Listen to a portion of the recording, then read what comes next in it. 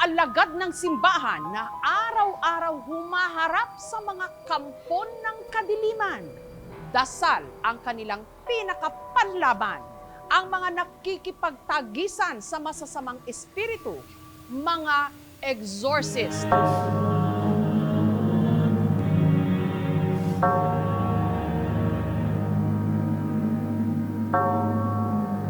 In the name of the Father, and the Son, and the Holy Spirit. Amen. In the name of Jesus of Nazareth, I break the spiritual links, ties, and bondages between you and all evil sources and spirits. I command all of you to go immediately direct to the foot of the cross and never to return. The Lord be with you. Mighty God bless you. The Father, and the Son, and the Holy Spirit. In nomine Patris et Filii et Spiritus Sancti.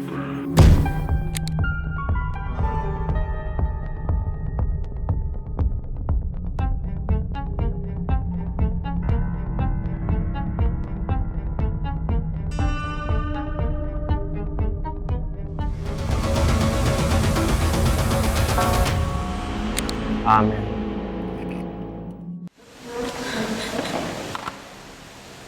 Sa videong ito, makikita ang isinagawang exorcism rites ng Archdiocese of Manila Office of Exorcism sa isang babae. Ecce crucem Domini, fugit et partes adversa. We were praying. And then, afterwards, parang sinabi niya na nasusuka siya. Ako kumuha kaagad ng plastic bag. No? So, lumapit ako sa kanya, itinapat ko yung plastic bag. Expecting na ang lalabas doon yung kinain niya. Pero ang mga pare at madre na nasa simbahang yon nang hilakbot nung nakita kung ano ang isinuka ng babaeng sinapian di mano ng demonyo. Mga pako. Lumabas sa katawan niya, hindi lang sa bibig niya, sa iba pang parte ng katawan. Saan ang galing to? Ecce crucem Domini. Ang isa sa mga pare na naroon nung nangyari ang pagsuka ng pako, nahanap ng aming team, si Father Jojo Zerudo. Nandun ako, yung babae, nagpunta siya sa amin. Para lang may nararamdaman siya lang siya sa loob ng tiyan niya. Dinadasal ko yung ritual. Tapos nagsabi yung babae na parang gusto niyang sumuka. Ecce crucem Domini. So itong sa madre, nagdala ng isang plastic bag. Crucem Domini. Sumuka siya, sumuka. Pagpapatuloy ko lang yung panalangin ko sa kanya. Sabi niya, time out, pwede ba siyang mag-CR? Father, tingnan mo yung suka. Yung plastic bag ay tuyong-tuyo. Pero ang laman noon ay mga pako, alambre, barbed wire, staple wire, tamtax. Pero hindi lang daw sa plastic bag nag-iwan ng mga isinukang pako ang babae. Sino ba yung gumamit ng CR kagabi? Ang baboy nung gumamit. Pako, nails, staple wires, tamtax, alambre. Yun ang lumabas sa kanyang aparit, lumabas sa kanyang ari. Ang tawag diyan ay barang. Ang naging discernment sa kanya, pinakulam siya. Yung mangkukulam ay kumukuha ng isang garapon at inilalagay niya sa loob ng garapon ang lahat ng gusto niyang pumasok sa iyong katawan. Sa oras ng eksorsismo, lalabas yan. At ang iginigiit daw ng babaeng sumuka at dumumi ng mga pako at alambre na gumawa raw nito sa kanya. Ang kalaguyo ng kanyang mister. Mind you ha, ikaw na ang kabit, ikaw pa nagpakulam sa legal na asawa. Para tugunan ang iba't ibang mga kaso ng demonic possession sa Pilipinas at tulungan ang sino mang nakararanas ng karahasan na kinakasangkapan ang karunungang itim. Nitong 2022, itinatag ang kauna-unahang exorcism center sa Asia, ang St. Michael Center for Spiritual Liberation and Exorcism. Isa sa mga exorcist dito, si Father Eugene David. Ano po ba ang exorcism?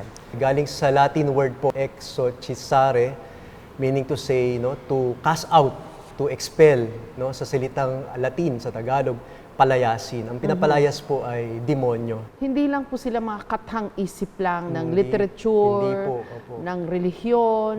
They're real entities or creatures. Totoo po. Isang dekada ng exorcist si Father Eugene. Pero bago pa man daw niya tinanggap ang tungkuling ito, nakipagsagupaan na siya sa demonyo. Nung parish miss ako, di ko po alam bakit nagising po ako ng mag 12 o'clock na po ng gabi. No? May kumakalampag dun sa aking gate.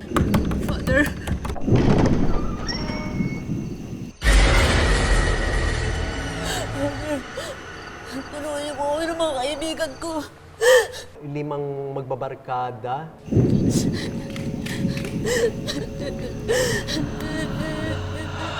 Ano ba ginawa nyo? Sabi niya, naglaro po kasi kami ng Spirit of the Glass.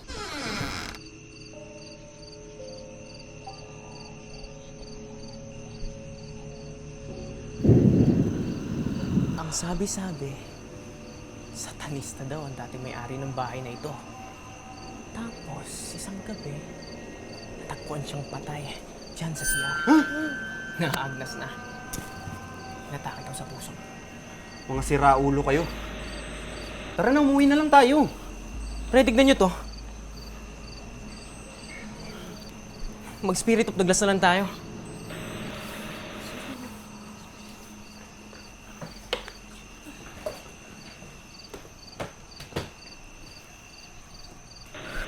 Spirit of the Glass? Nandyan ka ba?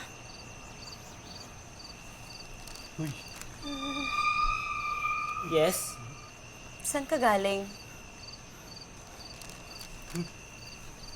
Si? R? Ikaw ba yung namatay dyan sa CR?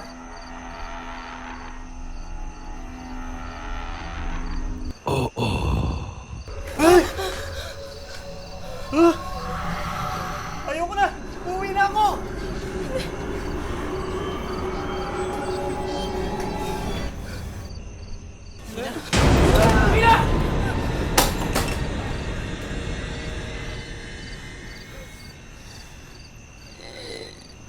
Sheila!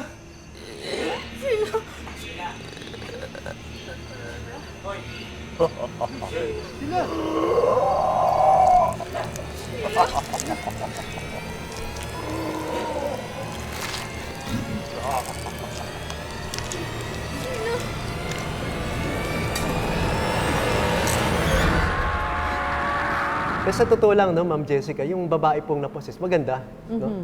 Baka naisip ng demonyo na ako ay nagagandahan sa kanya, Akitin kayo. nakita ko, no? Victory over evil! Naging violent yung look niya. Parang yung mata niya, parang lumaki yung black eh. Nanlisik. Nanlisik, no?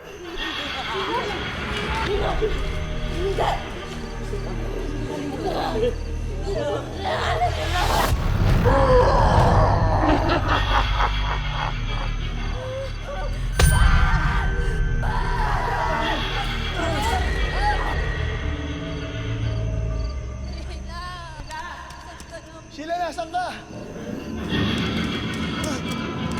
Sheila!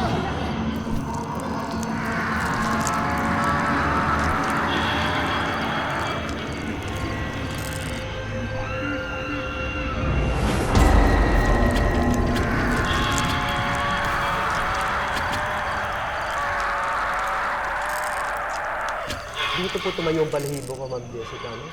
Yung babae po ay bigla pong tumalon dito sa pew ng simbahan. Para may superpowers. Parang ganun po, Father? no? Eh, sinisip ko, baka masaktan yung babae kasi ang intention ng evil spirit, eh, saktan yung tao, no? Baka mabagok or something. So, nagabulan kami.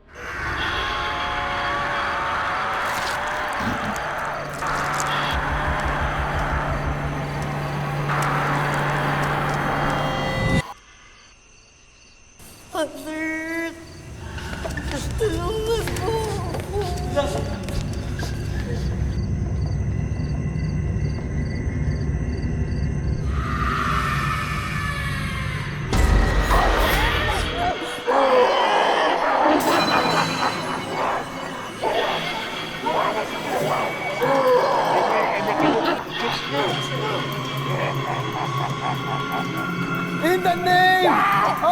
Jesus Christ of Nazareth, I command you, unclean spirit, leave this servant of God!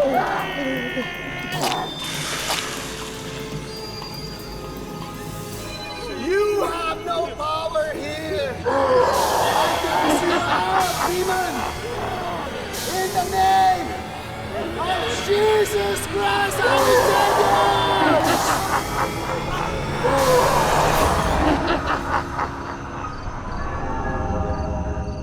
Biglang tumahimik, nawala ng malay. Father, ano nangyari dun sa bata na na-exorcise nyo, yung naglaro ng Spirit of the Glass? She's already good, no? Wala na po yung evil spirit. Tapos kinukwento na lang nung friend niya na wala po siyang memory sa nangyari nung gabing yon. Parihag yun mis akong bana nga nagtuo sa mga anting-anting. Ako pong lolo, membro sad sa kulto. By the power of His most precious body and blood! Itong babaeng ito is talagang may sanib. Get out, Satan!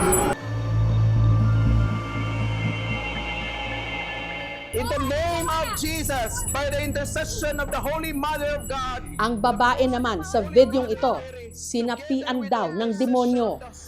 get out from Bahawa ng Get out, Satan! At ang naging daan daw para siya'y saniba, Domine, fugite ang gamit niyang anting-anting. crucem Domine, fugite partes adversae.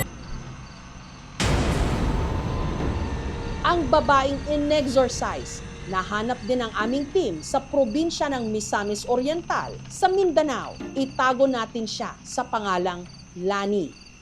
Parihag yun mis akong bana nga nagtuo sa mga anting-anting. Ang akong yung ginakuan ang pagpanambal. Sa ihapon nga side ang proteksyon. Ako pong lolo, membro sad sa kulto. So naato sila yung mga gipanghawiran nga mga agimat. Sa akong hibawan, tadtad magkuan man siguro sila ritual na tadtalon ilang kamot na dili sila marutlan. Hangtod nga namatay lola o lolo. Naman to sila ginhawiran nga anting-anting. Ipangita dayon to, ipangita sa iyang mga anak. One day, nang hinlo ko, nako'y nakita nga mga anting-anting. Para gid sa ako, murag ako'y gipili, kaya ako ra may ipakita.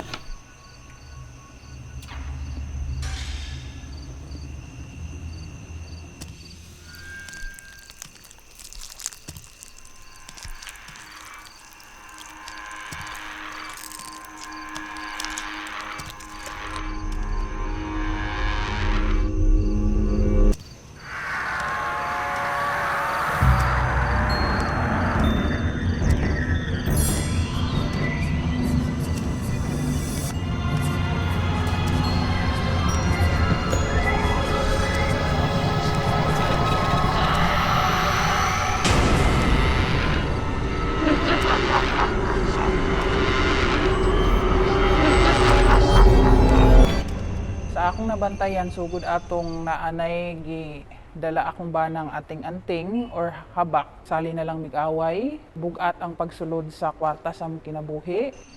Mula nang ginamit natin yung anting-anting na yan, nagkanta malas-malas na tayo. Ako na naman sinisisi mo! Sorry na.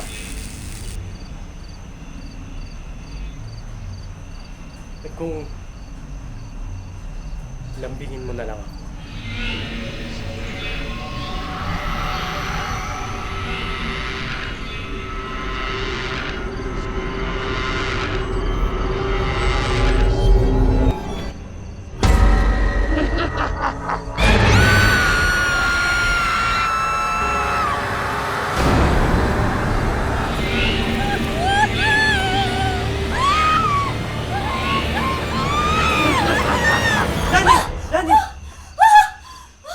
Kada gabi na lang yun, ginaurom yun, agpakadamgo yun ko, pero may nga, ayang pakigilawas na ko, pero ang naong gidala akong bana.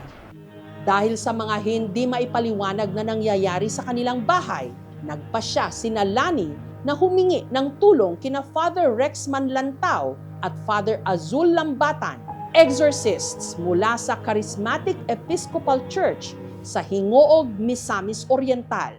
Do you renounce the glamour of evil and refuse to be mastered by sin? Sagawa kami ng pag-surrender, proper disposal ng mga occult items. Nag-surrender nila lahat.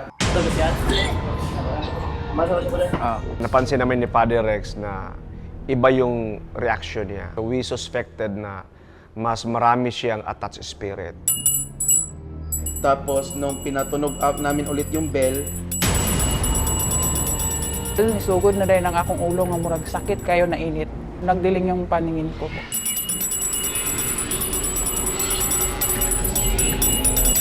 By the power of His most precious body and blood! ginamit namin yung holy water sa kanya, napapaso siya. Therefore, itong babaeng ito is talagang may sanib. In the name of Jesus, by the intercession of the Holy Mother of God, the most Holy Mother of Mary, together with the intercession of the... Get out from... Get out, Satan! Tumingin siya sa cross altar, tapos dumilat yung mata niya, nakita namin na parang may nakikita siya, tapos takot na takot siya. I will beseech you to deliver us through your power from all the tyranny of the infernal spirit. Na ako sa kwarto nga grabe ka ngit-ngit. Wala ko'y makita. Hangtod sa naalang din dayon to'y nay usa ka laki. Sidla kay siya nga naglakaw padulong sa ako ah. Sa ako yung panguan dadto ang Ginoo. Flee right now in the name of Jesus. Pag-uol sa ako, gibati na ako ang kagaan. Nga murag nawala ta na akong daladala nga kabugat. Kaya kanang mga anting-anting gyud ilang ginadalaan na distraction ra or pagguba sa imong kinabuhi. Masasaktan lang talaga ang tao kapag ginamit niya yung free will niya to reach out to the devil kasi binibigyan mo authority. But sabi nga, mas makapangyarihan pa rin ng Diyos.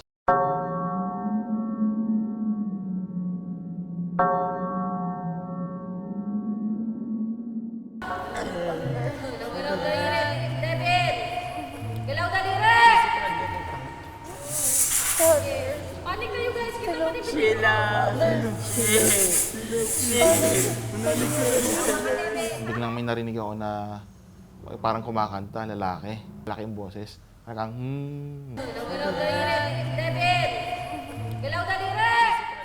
Hindi siya technical problem. Medyo nangibabaw yung boses eh. Pero wala sa inyo yun. Wala, ma'am.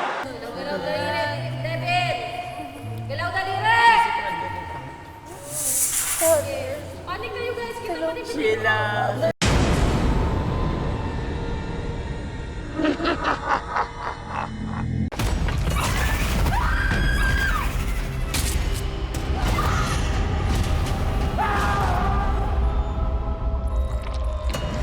Alangga ko ikaw, Apo.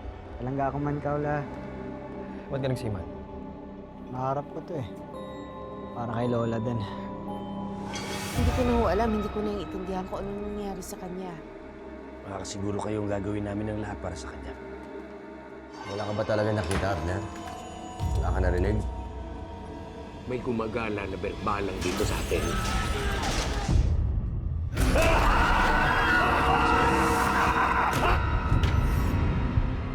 Ang mga nangangambang puso't isip, ginagamit yan ng demonyo para kumapit sa kaluluwa ng tao. Alam mo kung sino yung dapat mong ipagdasal na hindi mo makita? Si Pochong. Kumakain ng patay, may mata ng pusa, may pakpak ng pangke, lumalakas kapag kabilugan ng buwan. Pag-iingat ka sa masusunod mo sasabihin. You know about the Pochong? Please refrain from talking about Pochong. Do not attract its attention. Father Rex, yan po bang pinakamatinding sanib na naharap ninyo? Hindi ako titig hanggang hindi ako nakapaningin. Hindi tayo papatay. Kakampi natin ang Diyos. Huwag sumamangita sa akin! Ha? Masusunod ang kaluluwa mo, Silvierno! Mapatawad ang Diyos sa lahat ng lumalapit sa kanya!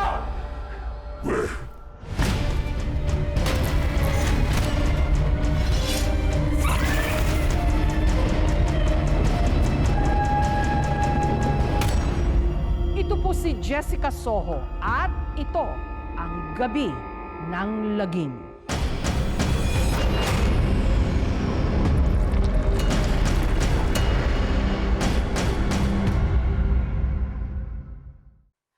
Thank you for watching, mga kapuso. Kung nagustuhan niyo po ang videong ito, subscribe na sa GMA Public Affairs YouTube channel.